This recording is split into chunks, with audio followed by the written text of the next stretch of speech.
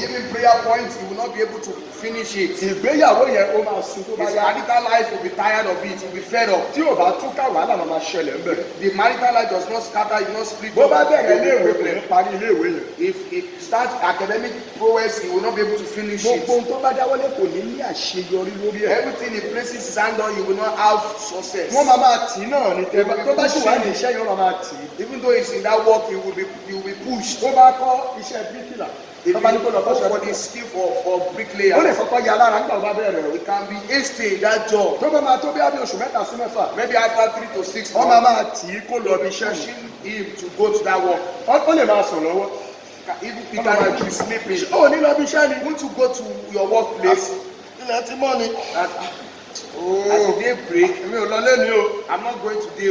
kó jẹ́ òun ló ní iṣẹ́ ara Even ẹ̀. though he's the owner of the wọ́n lọ job, máa jí ni. you'll go and be waking him wọ́n up. máa tì í ni. You'll be pushing him. wọ́n máa ranjú mọ́ kó tó lọ sẹ́tọ̀pù ara ẹ̀. They will have to argue with him before he go and set up his àmì self. ìdẹ́kọ̀ ti wáyé rè. It's a sign of the bondage of his reincarnated lifetime. irú ẹni bẹ́ẹ̀ ni èkó gbàdúrà láàárọ̀ ìbàbá That person need to pray the prayer this morning. gẹ́fẹ́rẹ́ ẹ̀kọ́ sí àmọ́ tẹ̀síwájú lọ́la. Let me give you one more sign before we go and torí tó o pray. bá mọ owó àwọn nǹkan yìí. Because if you don't know this type of ó máa things, dàbí pọ́lọ́mù ò ń gbọ́ àdúrà. it will be as if God does not ó máa answer dàbí prayer. pé ẹ̀ṣẹ̀ náà ló lágbára tó bẹ̀. It will be as if it is your sin that is great as ẹlòmí that. lè máa gbé bí ayé wà mímọ́ gan o. Some people can even be living a mighty holy life. Ṣùgbọ́n But tí ìdè yìí bá ṣì wà nínú ayé if ẹ̀. this bondage is still in his a máa life, jìyà bí ẹlẹ́ṣẹ̀. he will be suffering like a sinner. àwa dàbí pé bóyá ẹ̀ṣẹ̀ ẹ̀ lọ́lọ́run ò tí ì dáríjì. It will not be as if it's his former sins that the Lord has not yet ohun forgiven burúkú ni tí him. aládùn àbá ti ń pẹ́ jù nínú ogun. It is a very bad omen when a prayerful somebody is long in the Ìkéde. room of battles. ẹ̀mí Number rẹ 7, yóò máa rìn káàkiri tàbí ṣáko lọ. your ìnàlẹ́ spirit will go on a long journey, bó ṣe jókòó báyìí. will be lost. Or when he sits down like ẹni for ẹ̀ lè máa example, wò ẹ́ báyìí o. the person can be looking at ọkọ you, ẹ tí ń lejú náà. but his soul has already sojourned. ìwọ tó ń bá sọ̀rọ̀ tó bá sọ pé lágbájá. Even you that you are talking with that person, when you said Lagbaja, á ti dàbí òkú ayé. it will be like a living wọ́n bá corpse. ṣe wáṣẹ́ pé And I say, tí wọ́n ń lọ. already I'm tí lost in kìíní my bá sábà thoughts. máa ń ṣe ẹ́. When this thing occurs often with you, àmì nípò tí wáyé. it's a sign that you have come o before. nílò kó gbàdúrà. You need to pray. ìyẹn fún ẹ lọ́nà àbáyọ bíi méjì. Let me give you two ways out. àkọ́kọ́ Number pinnu one, láti súnmọ́ ọlọ́run àti láti bá a rìn lọ́dún yìí. determine and endeavor to be close to your creator in this year. torí òun nìkan ló lè mọ irú ìjọ tó o ti wáyé rí ọdún tó o lò á lè ràn ẹ́ lọ́wọ́ láti jàjàborí. Because it's the one that know how many times you have come and the years you have used on earth, and it's the one that will deliver you. ìkejì Number two, múra láti bọ́ pátápátá. be prepared to be delivered completely. má ó sàn Please, it is better for you kí èèyàn má bọ̀ rárá for somebody not to be delivered at all, ju kó má bọ́ láàbọ̀ lọ. rather than to be partially delivered. ó sàn kó má bọ̀ rárá It's better that you are not delivered at ju all kó wá bọ́ ní ààbọ̀ lọ. than for you to be partially so ìdí ẹ̀ ló jẹ́ pé tó o bá fẹ́ bọ́ kúkú bọ́ tán pátápátá. That is the reason why if you want to be delivered, you must torí be àwọn tó máa ń bọ́ láàbọ̀ because those that are partially delivered, tó wọ́n bá dé if money comes, ogun tó kù the remaining tí ò sí battle ìtọ́ yẹn that is not yet finished ó lè bí àìsàn sínú ayé wọn kó máa ná owó yẹn sínú àìsàn can bring forth sickness into their life, and they will be spending that money tàbí nínú wàhálà kan tàbí mi. or in one problem or the other. wájú ó lówó lọ́wọ́ ṣùgbọ́n wàhálà òjò ó gbádùn owó Say yẹn. that he's rich, but the problem is not allowing him to be yóò tàwọn yóò bímọ ṣùgbọ́n wọ́n ọ̀jọ́ orí oúnjẹ ọmọ yẹn jẹ. Truly, they allow him to give birth, but they don't allow him to read the ìdí ẹ̀ ló jẹ́ fruits. pé àdúrà ń ṣe ohun téèyàn máa ń ṣà tàbí téèyàn máa ń yan ọjọ́ àdúrà pé ọjọ́ báyìí máa ọjọ́ báyìí mò ń torí òun ọjọ́ ìtúsílẹ̀ rẹ pátápátá. That's why a prayer is not something that you can be picking one by one or something that you'll be choosing choicely. a fẹ́ lọ gbàdúrà yẹn ọmọ You náà. can pray, children of God, ìdè ayé tí mo ti wá rí. the bondage of my past life. mi ò mọ̀ bóyá o fẹ́ bọ́ láàárọ̀ jù. I don't know whether you want to be free completely ẹ̀yin tí a fẹ́ today, bọ́ ẹ̀sùn máa wá jù. but those that want to be totally free, please come forward. ìwọ tó mọ̀ pé mo fẹ́ bọ́ pátápátá rẹ̀ That you láyọ̀. know that you want to be completely delivered. ìṣẹ́jú díẹ̀ ló kù fún ọjọ́ wájú yìí. Few minutes. súnmọ́ wájú. ogun kan wà la fi ń júwe bàbá mi ọmọ rẹ dà. ogun kan wà la fi ń júwe màmá mi. mo wọnú ayé mi o mo rí pé mo fi jọ wọ́. bàbá ogun èṣẹ́ o torí ọmọ mi ó yá. Ogun kan wà